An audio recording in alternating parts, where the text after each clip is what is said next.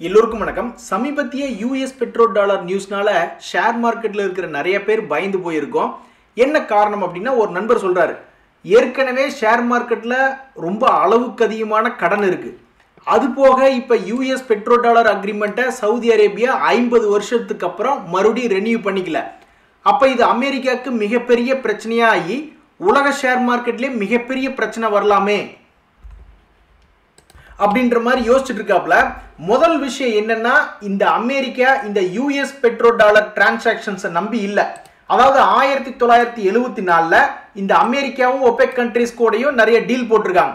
என்ன அப்படின்னா, உங்களுக்கு நாங்க ராணுவ சப்போர்ட் தர்றோம், பதிலுக்கு நீங்க எங்களுக்கு ஆயில்ஸ் விற்கணும், அதே மாதிரி நீங்க மற்றவங்களுக்கு ஆயில் வித்தாலும் யூஎஸ் டாலர்ல டிரான்சாக்ஷன் பண்ணுங்க.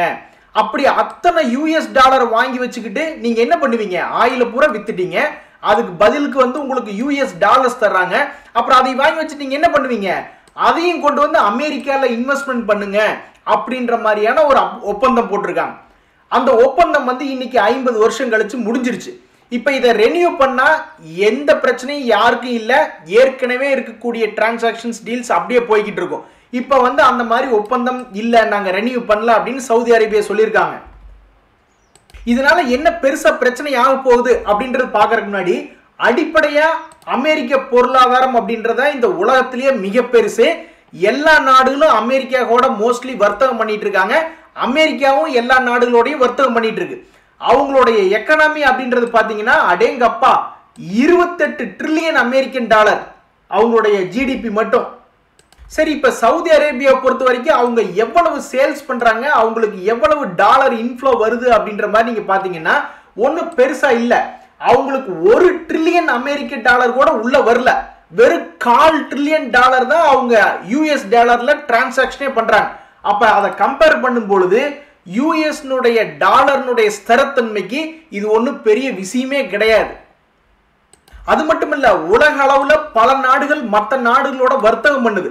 அப்ப எதை ரெஃபரன்ஸ் கரன்சியா, எந்த கரன்சியை ரிசர்வ் கரன்சியா யூஸ் பண்றாங்க அப்படின்னு பாத்தீங்கன்னா யூஎஸ் டாலர் தான். ஆல்மோஸ்ட் 59% அமெரிக்க டாலர் தான் பல நாடுகள் தன்னுடைய கையிருப்புல வச்சிருக்கு. அதுல இந்த சைனா பாத்தீங்களா, இந்த சைனா எப்படி அமெரிக்கா பல நாடுகளோட வர்த்தகம் பண்ணுதோ அதே மாதிரி இந்த சைனா ரஷ்யால இருந்து ஆரம்பிச்சு, அமெரிக்கால இருந்து ஆரம்பிச்சு ஆப்பிரிக்கன் கண்ட்ரீஸ்ல கூட இந்த சைனாவுடைய டிரான்சாக்ஷன் நடக்குது. அப்ப சைனாவுக்கு தான் உண்மையிலேயே அமெரிக்கன் டாலர் அப்படின்றது ரொம்ப அதிகமா தேவைப்படுது. இந்த சைனா பார்த்து அமெரிக்க டாலரை வித்துப்புட்டு போனா மட்டும்தான் அமெரிக்க டாலர் கும்பா. சோ இந்த ரியாலிட்டியில நாம என்ன பார்க்கணும்னா, சைனால ஏதாவது நியூஸ் வருது, அமெரிக்காவுடைய பாண்டுகளே எங்களுக்கு வேண்டாம் அப்படின்னு சொல்லிட்டு சைனாக்காரங்க எல்லாத்தையும் பிடிச்சி வித்து விட்டுட்டு போனாவோ, அவங்க கிட்ட இருக்கக்கூடிய கையிருப்பை எனக்கு வேண்டவே வேண்டாம், அமெரிக்காவே எங்களுக்கு வேண்டான்னு சொல்லிட்டு என்னைக்கு சைனா முழுவதும் அமெரிக்கா விட்டு வெளியே போகுது, அமெரிக்க டாலர்களை குறைக்குதோ அப்பதான் நம்மளுக்கு என்ன ஆகும்? ஷேர் மார்க்கெட்ல ஒரு மிகப்பெரிய கும்பா அப்படின்றது ஆகும். சோ அப்ப இந்த ரியாலிட்டியில பார்த்தோம்னா, இந்த யூஎஸ்க்கும் சவுதிக்கும் இடையில இருக்கக்கூடிய அந்த பெட்ரோ டாலர் ஒப்பந்தம் அப்படின்றது ஒரு பிரச்சனையே என்ன பொறுத்த வரைக்கும் கிடையாது. என்ன காரணம் அப்படின்னா, இப்ப சவுதி இவ்வளவு ஏற்றுமதி பண்றாங்க இல்லையா, இது இனி எந்த கரன்சில பண்ணுவாங்க? மிஞ்சி மிஞ்சி போனா நம்ம இந்தியா போய் கேட்கும். இந்தியா ஏற்கனவே ரஷ்யா கூடயே நம்மளால இன்னும் ருப்பிய கரன்சியை யூஸ் பண்ணி பெரிய அளவுல என்னால முன்னாடி எடுத்துட்டு போக முடியல. ஏன்னா நம்ம கூட அவ்வளவு ஃப்ரெண்ட்லியா இருக்கக்கூடிய ரஷ்யாவே பயப்படுது. ரஷ்யாவும் நம்ம கிட்ட பல வர்த்தகங்கள் பண்ணுது.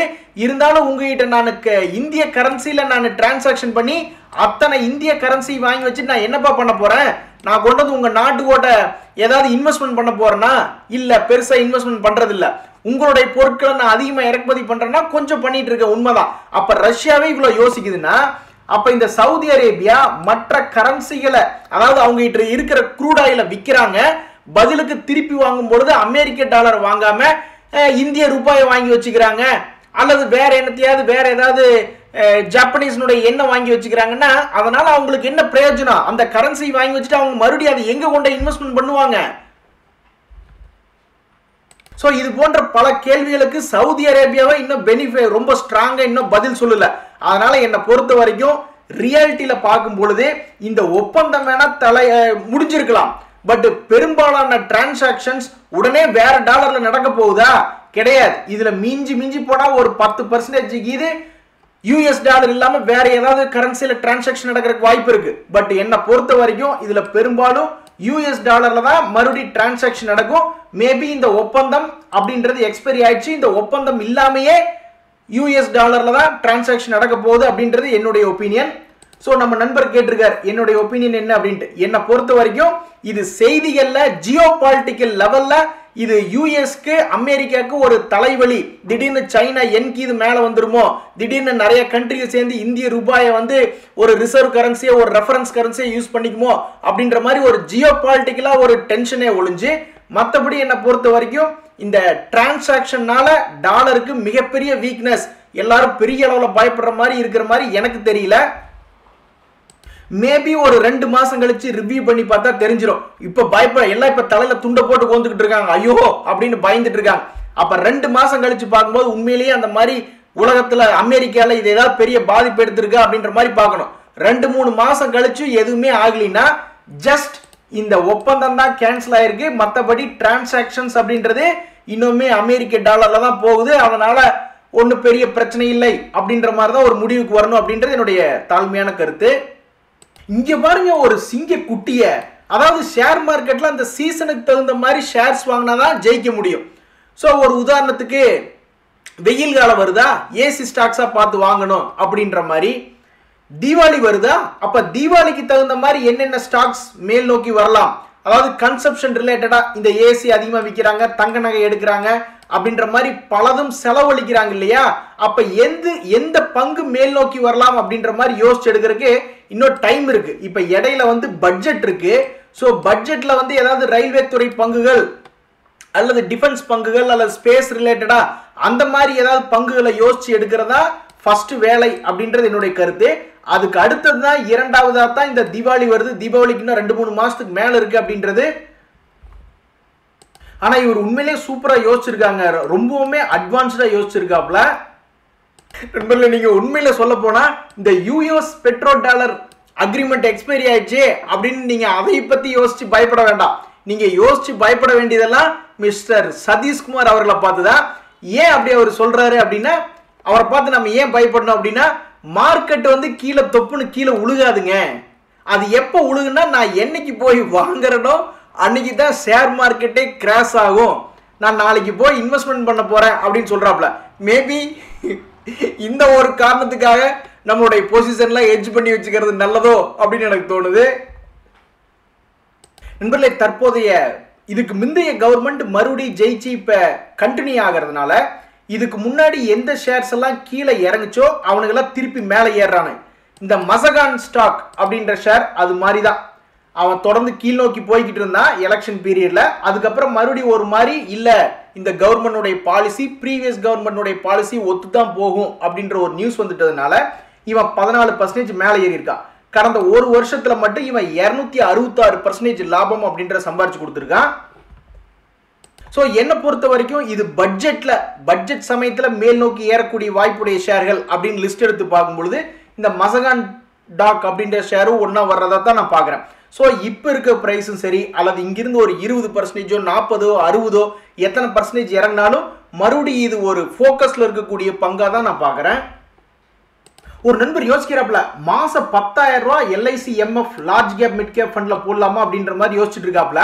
அதாவது ஒரு கால்குலேட்டர்ல நம்ம ஒரு மாசம் 10,000 ரூபாய் போடுறோம், பேங்க் வட்டி 8% கொடுக்குதுன்னு வச்சுக்கிட்டா கூட 10 வருஷத்துல நம்மளுடைய சொந்த பணமே 12 லட்சம் ரூபாய் ஆயிரும். கூட வட்டி ஒரு 6 லட்சம் ரூபாய் சேர்ந்திருக்கும். மொத்தமா ஒரு 18-19 லட்சம் ரூபாய் நம்ம கைக்கு வரும்னு வச்சுக்கோங்களேன். ஆனா இப்ப இருக்கக்கூடிய நிறைய மியூச்சுவல் ஃபண்டுகள் 20% அசால்ட்டா இப்ப கடந்த 3 வருஷத்துல 5 வருஷத்துல 20% ஒரு மாசத்துக்கு ஒரு வருஷத்துக்கு அப்படின்றது சம்பாரிச்சு கொடுத்துட்டு இருக்காங்க. அப்ப அந்த வகையில பார்த்தா நீங்க போட்டிருக்கிற அதே பணம் 12 லட்சம் ரூபாய் 38 லட்சம் ரூபாய் ஆயிரும். பேங்க் வட்டியை விட இது பயங்கரமான லாபம். அப்ப இந்த LIC MF large and mid cap fund 20% மேல அவனுடைய ரிட்டர்ன் கடந்த 3 வருஷத்துல இருக்கா அப்படின்றத நீங்க போய் பார்க்கணும். அப்படி பார்க்கும் பொழுது அவங்க கடந்த 3 வருஷத்துல அப்படின்னு பார்க்கும் பொழுது வருஷத்துக்கு 20% annualized ரிட்டர்ன் அப்படின்னு பார்த்தோம்னா வருஷத்துக்கு 20.23 அப்படின்ற சம்பாரிச்சு கொடுத்துருக்காங்க. இந்த கேட்டகரியிலேயே 21% நார்மல் ரேட். ஸோ ஆல்மோஸ்ட் ஒரு 20% அப்படின்றது சம்பாரிச்சு கொடுக்கக்கூடிய ஒரு நல்ல மியூச்சுவல் ஃபண்டாக தான் இருக்கு.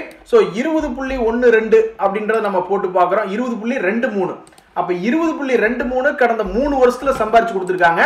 அடுத்த 10 வருஷத்துக்கு இதே மாதிரி சம்பாரிச்சு கொடுத்தா மேபி நீங்க போட்டிருக்கிற பணம் 12 லட்சம் அப்படின்றது போடுறீங்க, அது மேபி 38 லட்சமாக மாறக்கூடிய ஒரு வாய்ப்பு அப்படின்றது வருது. இது வந்து ஹிஸ்டரி. ஃபியூச்சர்ல இந்த மாதிரி நடக்குமான்னு தெரியல. நீங்க உங்களோட இன்வெஸ்ட்மெண்ட் அட்வைசரை கான்டாக்ட் பண்ணி என்ன ஏது அப்படின்றத பேசுங்க. கர்நாடகா பேங்க்ல ஆக்சுவலா ஒரு நியூஸ் ஒன்று இருக்கு. இந்த கர்நாடகா பேங்க் இப்ப சமீபத்தில் எப்படி இருக்குன்னா மேல் நோக்கி போலாமா இல்ல கீழே இறங்கிடலாமா அப்படின்ற ஒரு ரொம்ப ரொம்ப முக்கியமான கட்டத்தில் வந்து 3 மாசமா உட்காந்துருக்கான். கடந்த 2 மாதங்களாகவே மேல போறதா கீழே போறதா அப்படின்றது முடிவெடுக்க முடியாம ஆடிக்கிட்டு இருக்கான். ஆனா நீங்க நல்லா கவனிச்சு பாத்தீங்கன்னா 2023ல 2 தடவை என்ன ஆச்சு அப்படின்னு பாத்தீங்கன்னா இதே மாதிரி ஒரு தடவை யோசிச்சுக்கிட்டே இருந்தான் 2 மாசத்துக்கு. அப்புறம் என்னாச்சு, அது மேல் நோக்கி ஏற ஆரம்பிச்சா. அப்ப 221 ரூபாயிலிருந்து ஆல்மோஸ்ட் 285 ரூபா போச்சு.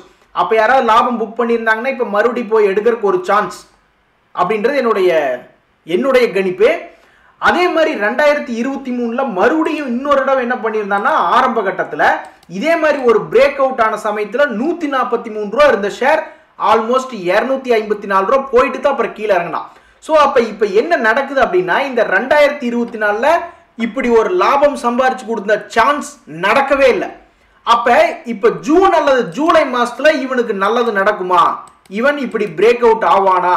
அப்படி ஆனால் என்னை பொறுத்த வரைக்கும் 280 ரூபா பழைய ஹிஸ்டரி பார்க்கும்போது ஒரு சாதாரண மேட்டர் கர்நாடகா பேங்க் அப்படின்ற மாதிரி என்னுடைய அபிப்பிராயம்.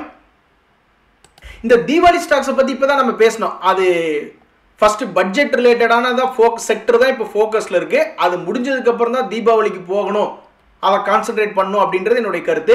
ஸோ அடுத்த வாரம் அல்லது அதுக்கு அடுத்த வாரத்தில் நான் இந்த தீபாவளி ஸ்டாக்ஸுக்கு போன வருஷமெல்லாம் பார்த்தீங்கன்னா ஷேர் மார்க்கெட்டில் என்ன பேசிக்கிட்டாங்கன்னா இந்த ஏஷியன் பெயிண்ட்ஸு, டைட்டன், அதுக்கப்புறம் தங்கமயில் ஜுவல்லரி, சென்கோ கோல்டு, அது போன்ற ஷேர்களை பற்றி பேசிக்கிட்டு இருந்தாங்க. இந்த மாதிரி தீபாவளி டைமில் இன்வெஸ்ட்மெண்ட்டுக்கு. அதுக்கு மட்டும் இல்லை, வோல்டாஸு, ப்ளூ ஸ்டாரு, அது மட்டும் இல்லை 2 வீலர் ஸ்டாக்ஸு, 4 வீலர் ஸ்டாக்ஸ், அந்த மாதிரி கன்சப்ஷன் ரிலேட்டடாக ஏகப்பட்ட பெரிய செக்டர்ஸை கவர் பண்ணுற மாதிரி தீபாவளி ரிலேட்டடான ஸ்டாக்ஸை பற்றி பேசணும். அது ஒரு நாள் தனியாக. இங்கே பாருங்க, கடவுளே காப்பாற்றின மாதிரி ஒரு நண்பர் வந்து பிசிஜி சார் இப்போ சமீபத்தில் அது வந்து சஸ்பெண்ட் பண்ணிட்டாங்க ட்ரேடிங்ல இருந்து. இனி 15 நாள் கழிச்சு அது ட்ரேடிங் ஸ்டார்ட் பண்ணாலும் வாரத்தில் ஒரே ஒரு நாள் தான் ட்ரேட் ஆகும் அடுத்த 6 மாசத்துக்கு. அப்போ அவங்க கரெக்டான டீட்டெயில்ஸ் எக்ஸ்சேஞ்சில் சப்மிட் பண்ணலைன்னா மொத்தமாக அதை விட்டு தூக்கிடுவாங்க. அப்போ ஒரு நண்பர் வந்து இப்பெல்லாம் போனால் அதை விற்கவே முடியாது. ஆனால் ஒரு நண்பர் வந்து பார்த்துக்கிட்டே இருந்திருக்காரு, என்ன இவன் கரெக்டாக குவார்ட்டர்லி ரிசல்ட்டை தரமாட்டேங்கிறான், இவன் என்ன பெரிய பிரச்சனை பண்ணிக்கிட்டு இருக்கான், சரி லாபம் வேண்டாம் நஷ்டம் வேண்டாம், இருக்கிறத வித்துட்டு வெளியே வந்துருமே அப்படின்ற மாதிரி அவருக்கு மனசுக்கு தோண்டி வித்து விட்டு வந்துட்டாரு. உண்மையிலேயே கடவுள் கரெக்டான டைமில் அவரை காப்பாற்றி விட்ட மாதிரி தான் இருக்கு. நண்பர்களே, இன்றைய தகவல் அனைத்து உங்களுக்கு உதவியாக இருந்ததுன்னு எனக்கு சந்தோஷம் தான். ரொம்ப நன்றி, வணக்கம்.